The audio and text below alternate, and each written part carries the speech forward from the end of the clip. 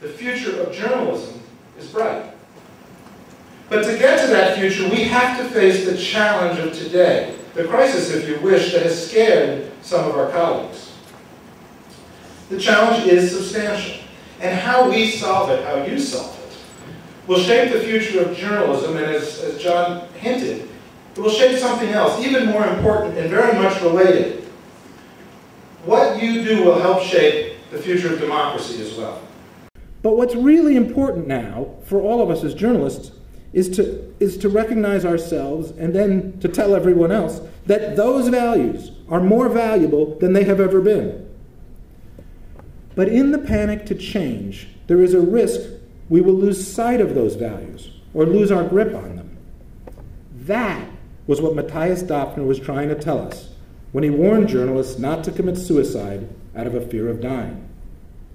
And from that synthesis of tradition and change will come a new future for journalism.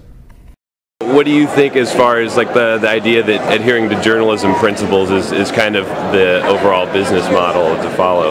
I think that's right on. I work for the family-owned Seattle Times. We're family-owned, so we care about journalism more so than the bottom line. And our executive editor, Dave Boardman, his mantra is to save the paper, to save journalism, is to do good journalism. Yeah, I think it's essential.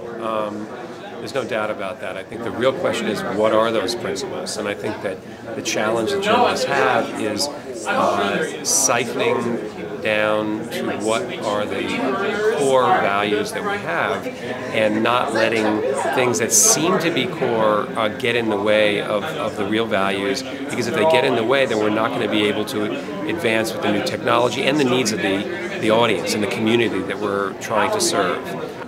Some of my colleagues call me Mr. Glass Half Full in the newsroom because I feel very strongly that if we make the best journalism we can on the web, it will eventually pay for itself. The dollars will follow. I think you absolutely have to adhere to those principles and hold those principles at the forefront of what you do. Whether a business model automatically flows out of that or not, I think is still uncertain.